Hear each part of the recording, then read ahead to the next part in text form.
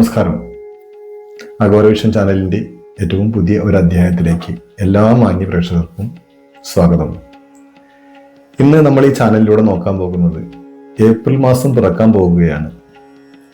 ഈ ഏപ്രിൽ മാസം പിറക്കുന്നതോട് കൂടിയിട്ട് പ്രത്യേകിച്ച് പറയുകയാണെങ്കിൽ ഏപ്രിൽ പിറന്നു കഴിഞ്ഞാൽ ഗുണങ്ങൾ ലഭിക്കുന്ന വെറും 3 നക്ഷത്രക്കാരെ കുറിച്ചിട്ട് 27 നക്ഷത്ര ജാതകർക്കും ഗുണങ്ങളും ദോഷങ്ങളും, അതായത് ഗുണദോഷ സമ്മിശ്ര ഫലങ്ങൾ ഉണ്ടാകും. പക്ഷേ എങ്കിലും ഏപ്രിൽ മാസത്തിൽ അഥവാ വിഷു രവി മേട സംക്രമം, അതായത് വിഷു ആവുന്നതോട് കൂടിയിട്ട് മേടം രാശിയിലേക്ക് സൂര്യൻ പ്രവേശിക്കുന്നതോട് കൂടിയിട്ട്, അതായത് സൂര്യ സംക്രമമായി, രവി എന്ന് പറഞ്ഞാൽ സൂര്യൻ. അപ്പോ ഇതിൽ പ്രത്യേകത എന്താ വെച്ചാൽ ഈ ഒരു മാസം കാലം ശബരിമല നട തുറക്കുക, അങ്ങനെ കുറെ പ്രത്യേകത ഉണ്ട്. സൂര്യൻ തൻ്റെ ഉച്ചരാശിയായ മേടത്തിലേക്ക് പ്രവേശിക്കുക, അതൊക്കെ വളരെയധികം പ്രത്യേകതകളിലാണ്. അപ്പൊ അതുകൊണ്ട് തന്നെ എല്ലാവർക്കും ഗുണദോഷ സമ്മിശ്രങ്ങൾ ഉണ്ടാവും എന്നുള്ള ഒരു കാര്യത്തിൽ തർക്കമില്ല.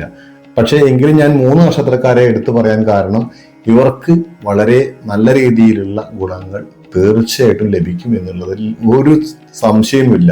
ഈ നക്ഷത്രക്കാരെ എടുത്തു നോക്കിക്കോളൂ. നിങ്ങൾ എവിടെ ഉണ്ടെങ്കിലും ഈ 3 നക്ഷത്രക്കാർ നിങ്ങളുടെ വീട്ടിലുണ്ടെങ്കിൽ നോക്കിക്കോളൂ, ആ വീട്ടിൽ ചെറിയൊരു പച്ച പിടിക്കാതിരിക്കില്ല, അത് ഉറപ്പാ. എന്തായാലും മാറാത്തത് മാറും, ഇനി അത് ഉറപ്പാ. ഈ പറയുന്ന വാക്ക് വെറുതെ ആവില്ല, മാറാത്തത് മാറും.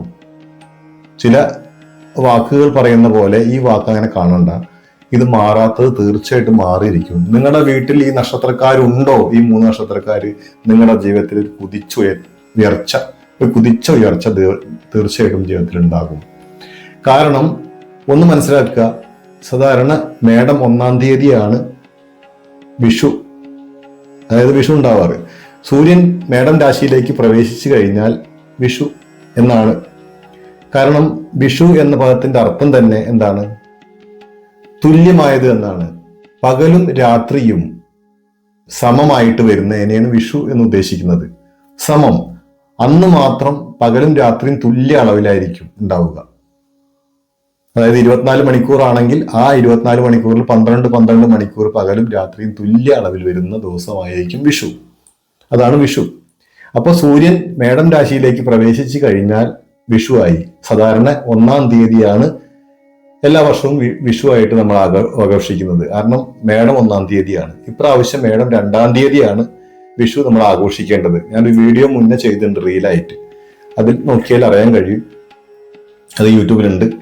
അപ്പോൾ ശ്രദ്ധിക്കേണ്ട കാര്യം, നമ്മൾ എപ്പോഴും നമ്മളെ വീഡിയോ കാണുന്നത് ശ്രദ്ധിക്കേണ്ട കാര്യം, മേടം 2-ാം തീയതിയാണ് നമ്മൾ വിഷുവായിട്ട് ആഘോഷിക്കേണ്ടത്. അതിന് കാരണം എന്താ വെച്ചാൽ മേടമാസം 1-ാം തീയതി സൂര്യൻ, അതായത് ഏപ്രിൽ 14-ാം തീയതി സൂര്യൻ 9:30 മണിക്ക് ശേഷമാണ്, അതായത് 9:32 പഞ്ചാംഗ പ്രകാരം സൂര്യൻ മേടം രാശിയിലേക്ക് പ്രവേശിക്കുന്നത്. അതായത് മീനം രാശിയിലുള്ള സൂര്യൻ മേടം രാശിയിലേക്ക് പ്രവേശിക്കുന്നത്. അപ്പോൾ നമ്മൾ അന്ന് വിഷുക്കണി വെക്കാൻ കഴിയില്ല, അന്ന് നമ്മൾ ഒരിക്കലും വിഷു ആഘോഷിക്കാൻ കഴിയില്ല. കാരണം വിഷു കണി വെക്കുന്നത് നമ്മൾ പുലർച്ചെയാണ്. അപ്പോൾ നമ്മൾ എപ്പോഴാണ് എടുക്കുക? പിറ്റേ ദിവസമാണ് മേടം 2-ാം തീയതി എടുക്കുക. അതായത് ഏപ്രിൽ 15-ാം തീയതിയാണ് വിഷു ആഘോഷിക്കേണ്ടതെന്ന് അർത്ഥം. ഇപ്പൊ ഈ കണി വെക്കലും വിഷുവിന്റെ ആഘോഷവും മേടമാസം 2-ാം തീയതി, അതായത് ഇംഗ്ലീഷ് മാസം ഏപ്രിൽ 15-ാം തീയതിയാണ് നമ്മൾ കണി വെക്കേണ്ടതും വിഷു ആഘോഷിക്കേണ്ടതും. അതുകൊണ്ടാണ് ഇങ്ങനെ ഈ കാരണം കൊണ്ടാണ് വിഷു 2-ാം തീയതിക്ക് ആയതെന്ന് അർത്ഥം. അപ്പോൾ നമ്മൾ ശ്രദ്ധിക്കുക, വിഷുവിന്റെ ആഘോഷം 2-ാം തീയതി നടത്തുക എല്ലാവരും കേട്ടോ. അപ്പൊ നമ്മൾ പറഞ്ഞു വന്നത്, ഈ വിഷു പിറക്കുന്നതോട് കൂടിയിട്ട്, അതായത് മേടം, അതായത് ഏപ്രിൽ വന്നാൽ തന്നെ നമ്മുടെ ജീവിതത്തിൽ ഈ 3 നക്ഷത്രക്കാർക്ക് ജീവിതത്തിൽ വളരെയധികം വലിയ മാറ്റങ്ങൾ ഉണ്ടാകും എന്നുള്ള കാര്യത്തിൽ ഒട്ടും തർക്കമില്ല. അത് നേരത്തെ പറഞ്ഞ മാറാത്തത് മാറും. ഈ ഇവരുടെ ജീവിതത്തിൽ ഇവര് വീട്ടിലുണ്ടെങ്കിൽ തീർച്ചയായിട്ടും നിങ്ങളുടെ ജീവിതം മാറും. അത് ആ നക്ഷത്രം പ്രധാനപ്പെട്ട ആദ്യത്തെ നക്ഷത്രമാണ് മകരം രാശിയിൽ വരുന്ന തിരുവോണം നക്ഷത്രം. ഈ തിരുവോണ നക്ഷത്രക്കാർക്ക് ജീവിതത്തിൽ ഇതുവരെ ഇല്ലാത്ത പല മഹാഭാഗ്യങ്ങളും ഇവരെ തേടിയെത്തും. നല്ല മഹാഭാഗ്യകാലമായിരിക്കും. സർക്കാർ ജീവനക്കാർക്ക് ജോലിയിൽ ഉയർച്ച കിട്ടും. സർക്കാർ ഇതര കമ്പനികളിലെ ജോലികളിലൊക്കെ സ്ഥാപനങ്ങളിലൊക്കെ ജോലി ചെയ്യുന്നവർക്ക് എന്തായാലും ഒരു ജോലിക്കയറ്റമോ ശമ്പള വർധനവോ ഈ വർഷം ഈ നക്ഷത്രത്തിൽ പെടുന്ന തിരുവോണ നക്ഷത്രക്കാർക്ക് ഉണ്ടാകും. അതുപോലെ തന്നെ നിങ്ങൾ ധനസമ്പാദനത്തിന് ഒരു അവസരം വന്നു ചേരും എന്നാണ് പറഞ്ഞത്. നിങ്ങൾക്ക് ബാങ്ക് അക്കൗണ്ടുകളൊക്കെ ഉണ്ടെങ്കിൽ ആ അക്കൗണ്ടിലൊക്കെ പണമില്ലാതെ കിടക്കുകയാണെങ്കിൽ അതിലൊരു മാറ്റം ഉണ്ടാവും. ഏതെങ്കിലും ഒരു വഴിയിലൂടെ നിങ്ങൾക്ക് തീർച്ചയായിട്ടും പണം വന്നു ചേരും എന്നുള്ളതാണ്. അതുപോലെ തന്നെ നിങ്ങളുടെ ജീവിതത്തിൽ മറ്റൊരു കാര്യം എടുത്തു പറയുകയാണെങ്കിൽ, ജീവിതത്തിൽ ഉടനീളം സന്തോഷവും സമാധാനവും തേടി വരും. സന്തോഷം ഉണ്ടാവും, സമാധാനം ഉണ്ടാവും. കുട്ടികളുമായി ഉല്ലാസ യാത്ര നടത്താൻ ഭാഗ്യം കാണുന്നു. ഈ തിരുവോണ നക്ഷത്രക്കാർക്ക് വളരെയധികം വലിയ ഭാഗ്യങ്ങളൊക്കെയാണ് ഈ ഒരു വിഷു പിറക്കുന്നതോട് കൂടിയിട്ട് ഉണ്ടാകാൻ പോകുന്നത്. തിരുവോണ നക്ഷത്രക്കാർ മഹാവിഷ്ണുവിനെ നല്ല രീതിയിൽ പ്രാർത്ഥിക്കുക. ഭഗവാൻ കൃഷ്ണനെ വിഷു ദിവസം നല്ല രീതിയിൽ പ്രാർത്ഥിക്കുകയും നല്ല വഴിപാടുകൾ, അതായത് വഴിപാടുകളൊക്കെ ചെയ്ത് നമുക്ക് യഥാശക്തി വഴിപാടുകളൊക്കെ ചെയ്തു കഴിഞ്ഞാൽ ഈ ഫലം ഇരട്ടിയായി വരാൻ അങ്ങനെ ഒരു പല അവസരങ്ങളും വന്നു ചേരും. നല്ല നല്ല അവസരങ്ങൾ നിങ്ങൾക്ക് വന്നു ചേരും. മഹാലക്ഷ്മി ദേവിയെ പ്രാർത്ഥിക്കുക. ഇതൊക്കെ ഇവരുടെ ജീവിതത്തിൽ ഉയർച്ച വരാൻ കാരണമാകും. നമ്മൾ പോലും പ്രതീക്ഷിക്കാത്ത സമയത്തായിരിക്കും നമ്മുടെ ഉയർച്ച ഉണ്ടാവുക. എന്തായാലും ധൈര്യമായിട്ടിരിക്കുക. അടുത്ത നക്ഷത്രം നോക്കാം. അടുത്ത നക്ഷത്രം ചോതി നക്ഷത്രമാണ്. തുലാക്കൂറിൽ വരുന്ന ചോതി നക്ഷത്രക്കാർക്കും ഇതുപോലെ തന്നെ ഒരു മഹാഭാഗ്യകാലം തന്നെയാണ്. ഈ ചോതി നക്ഷത്രക്കാർ നിങ്ങളുടെ വീട്ടിലുണ്ടെങ്കിൽ ജീവിതത്തിൽ മാറാത്തത് മാറും. ഇതുവരെ അവർക്കൊരു ഗുണം ഉണ്ടായിട്ടില്ലെങ്കിൽ തീർച്ചയായിട്ടും നിങ്ങൾക്ക് അച്ചിട്ടായിരിക്കും ഫലം. തീർച്ചയായിട്ടും ഒരു മാറ്റം നിങ്ങളുടെ ജീവിതത്തിൽ ഉണ്ടാകും. ചോതി നക്ഷത്രക്കാർക്ക്, തുലാക്കൂറിൽ വരുന്ന ചോതി നക്ഷത്രക്കാർക്ക് ചില ദുർഘടങ്ങളൊക്കെ പിടിച്ച വഴിയിലൂടെ സഞ്ചരിച്ചിട്ടുണ്ടെങ്കിൽ അതിന് ഒരു അറുതി വരാൻ പോവുകയാണ്. വിഷമം അനുഭവിച്ച് ആ അനുഭവം തീരാൻ പോകുക. വിഷമത്തിന്റെ അനുഭവങ്ങളൊക്കെ തീരാൻ പോവുകയാണ് ഇവര്. അതായത് ഇവർക്കൊരു ഭാഗ്യകാലം വന്ന് പെടും എന്നുള്ള കാര്യത്തിൽ സംശയമില്ല. കാരണം ഇവരുടെ വിവാഹം മുടങ്ങിക്കെടുക്കുന്നവർക്ക്, തീരെ വിവാഹം നടക്കാൻ കഴിയാതെ വരുന്നവർക്ക്, അല്ലെങ്കിൽ ആ വീട്ടിൽ ഈ ചോതി നക്ഷത്രക്കാരുണ്ടെങ്കിൽ പോലും നിങ്ങളുടെ മക്കളോ ആരെങ്കിലൊക്കെ വിവാഹത്തിന് തയ്യാറായിട്ട് നിൽക്കുന്നുണ്ടെങ്കിൽ നടക്കാതിരിക്കുന്ന അവര് ആ വിവാഹം നടന്നു കിട്ടും. കാരണം ഇവര് വീട്ടിലുണ്ടായാൽ മതി. അത് അച്ഛനായിക്കോട്ടെ, ഈ നക്ഷത്രത്തിൽ പിറന്നവര്, അമ്മയായിക്കോട്ടെ, മക്കളായിക്കോട്ടെ, ചെറിയ കുട്ടികളായാലും ഇവർ ഈ നക്ഷത്രത്തിൽ പിറന്ന ആൾക്കാർ നിങ്ങളുടെ വീട്ടിലുണ്ടെങ്കിൽ നിങ്ങളുടെ ജീവിതം തന്നെ മാറും. അത് ഒരാളെ മാത്രമല്ല പറയുന്നത്, അച്ഛൻ, അമ്മയും മക്കൾക്കൊക്കെ ബാധകമാണ്. ഒരാളുണ്ടായാൽ മതി നക്ഷത്രക്കാർ നിങ്ങളുടെ വീട്ടിൽ. തീർച്ചയായിട്ടും നിങ്ങളുടെ വീട്ടിലെ കാര്യങ്ങളൊക്കെ ഭംഗിയായിട്ട് നടക്കും. ഒരു സംശയവും വേണ്ട. ഈ വിഷു ആഘോഷിക്കാൻ, നല്ല രീതിയിൽ ആഘോഷിക്കാനും എല്ലാ അനുഗ്രഹങ്ങളും നിങ്ങൾക്ക് വന്ന് എത്തുന്നുള്ള കാര്യത്തിൽ സംശയമില്ല. അതുപോലെ വിദേശത്തേക്കൊക്കെ പോകാൻ ആഗ്രഹിക്കുന്നവർ, വിദേശ ജോലിയിൽ ഏർപ്പെട്ടിരിക്കുന്നവർ, അവിടെ ശമ്പളം ഇല്ലാതെ വളരെ കുറച്ച് ശമ്പളം കിട്ടുന്നവർക്കൊക്കെ, അല്ലെങ്കിൽ അത് വിട്ടിട്ട് നാട്ടിലേക്ക് വരണം എന്ന് ആഗ്രഹിക്കുന്നവർക്ക് അത് വരാതിരിക്കാൻ തന്നെ പല ഗുണാനുഭവങ്ങളും അവിടെ തന്നെ ഉണ്ടാവും.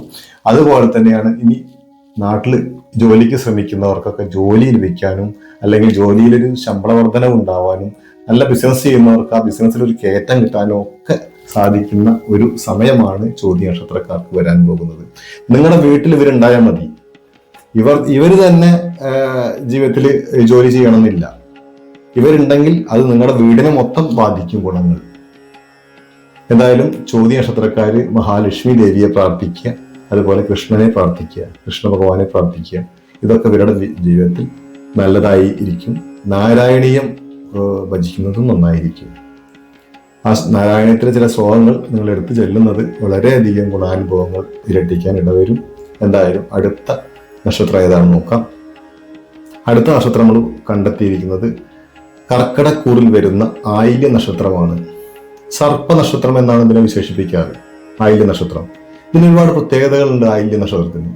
കാരണം ആയില്യ നക്ഷത്രക്കാർക്ക് സർപ്പത്തിന്റെ, അതായത് സർപ്പം പോലെയാണ് അവര്. കാരണം സർപ്പത്തിന്റെ സ്വഭാവമൊക്കെ സവിശേഷതകളൊക്കെ ഇവർക്ക് ഉണ്ടാകും എന്നുള്ളതാണ് പറഞ്ഞു വരുന്നത്. കാരണം ഇവരെ വേദനിപ്പിച്ചു കഴിഞ്ഞാൽ അത് മറ്റുള്ള വേദനിപ്പിക്കാൻ കാരണമായവർ തീർച്ചയായിട്ടും ജീവിതത്തിൽ അനുഭവിക്കേണ്ടതായിട്ട് വരും. അത്ര ദോഷമായിരിക്കും, തിരിച്ചടിയായിരിക്കും അവർക്ക് കിട്ടുന്നത്, ഇവർക്കെതിരെ നിൽക്കുന്നവർക്ക്. എന്തായാലും ഈ സർപ്പ നക്ഷത്രമായ ആയില്യ നക്ഷത്രക്കാർക്ക് ഈ വിഷു പിറക്കുന്നതോട് കൂടിയിട്ട്, അഥവാ ഏപ്രിൽ പിറന്നാൽ തന്നെ വിഷു മേടമാസം എത്തുന്നതിന്റെ മുന്നേ തന്നെ ഇവർക്ക് ഗുണാനുഭവങ്ങൾ വന്നു തുടങ്ങും എന്നുള്ളതാണ്. കാരണം മേടമാസം ആയിക്കഴിഞ്ഞാൽ അതായത് വിഷു പിറന്നാൽ തന്നെ ഇവരുടെ ഗുണങ്ങൾ ഇരട്ടിക്കാൻ തുടങ്ങും. ഇവരുള്ള വീടുകൾ ഗുണങ്ങളായി വരും. സാമ്പത്തിക ഗുണം ഇവർക്ക് തേടിയെത്തും. കാരണം ഇവര് വസ്തു വല്ല സ്ഥലങ്ങളൊക്കെ വാങ്ങിച്ചിട്ടുണ്ടെങ്കിൽ അത് ഒന്നില്ലെങ്കിൽ വിൽപ്പന നടത്തിയിട്ട് അതിൽ നിന്നൊരു ആദായം കിട്ടുക, അല്ലെങ്കിൽ മറിച്ചു വിറ്റിട്ട് ഇവർക്കൊരു ഗുണം കിട്ടുക. ഇവർ മേടിച്ച സ്ഥലം കൊണ്ട് ഇനി ഒന്നുമില്ലെങ്കിൽ ഇവർ മേടിച്ച സ്ഥലത്തിന്റെ ഐശ്വര്യം കൊണ്ട് ഇവർക്ക് അതൊരു ഗുണമായി വരിക. അതുപോലെ തന്നെ ജോലിയിൽ ഒരു സ്ഥാനക്കയറ്റം കിട്ടുക. ഈ ജോലിയൊക്കെ ഇല്ലാതിരിക്കുന്നവർക്കൊക്കെ ഒരു മാറ്റം ഈ വിഷു വന്നോട് കൂടിയിട്ട് ഇവർക്ക് ഉണ്ടാകാൻ പോകും. അതുപോലെ തന്നെ കച്ചവടങ്ങളൊക്കെ ചെയ്ത് സാധാരണ കച്ചവടം ചെയ്യുന്നവരാണെങ്കിൽ കച്ചവടമൊക്കെ ഒരു പരാജയപ്പെട്ടു പോവുകയാണെങ്കിൽ ഇവരുടെ ജീവിതത്തിൽ അത് ഈ ഒരു വിഷു മാറ്റിമറയ്ക്കും എന്നുള്ള കാര്യത്തിൽ സംശയമില്ല. സർവ്വ ഐശ്വര്യങ്ങളും ആയില്യ നക്ഷത്രക്കാർക്ക് ഈ വിഷു വരുന്നോട് കൂടിയിട്ട് പിറക്കുന്നോട് കൂടിയിട്ട് ഇവർക്ക് അനുഭവത്തിൽ വരും. അത് നമുക്ക് പോലും അത്ര പ്രവചിക്കാൻ കഴിയില്ല. അത് അത്തരത്തിലായിരിക്കും. എന്താണ് സംഭവിക്കുക എന്ന പോലും ഈ നക്ഷത്രക്കാരനെ അനുഭവത്തിൽ അറിയേണ്ടതാണ്. നിങ്ങൾ നോക്കിക്കോളൂ, നിങ്ങളുടെ ജീവിതത്തിൽ ഒരു മാറ്റം തീർച്ചയായിട്ടും ഉണ്ടാകും എന്നുള്ള കാര്യത്തിൽ ഒട്ടും തർക്കമില്ലാത്ത കാര്യമാണ്. ഈ 3 നക്ഷത്രക്കാരുടെയും ജീവിതത്തിൽ നല്ലൊരു മാറ്റം പ്രതീക്ഷിക്കാം. യാതൊരു സംശയം വേണ്ട. സർവ്വ ഐശ്വര്യങ്ങളും ഇവരെ തേടിയെത്തും. എന്തായാലും ഗുരുവായൂർ പോലുള്ള മഹാക്ഷേത്രങ്ങൾ സന്ദർശിക്കുന്നതും അല്ലെങ്കിൽ അമ്പലപ്പുഴ പോലുള്ള ക്ഷേത്രങ്ങൾ സന്ദർശിക്കുന്നതും ഏറ്റവും ശ്രേഷ്ഠകരമാണ്. ഇനി അതിന് സാധിക്കാത്തവർ നമ്മുടെ നാട്ടിലുള്ള ശ്രീകൃഷ്ണ ഭഗവാന്റെ ക്ഷേത്രം സന്ദർശിക്കുക.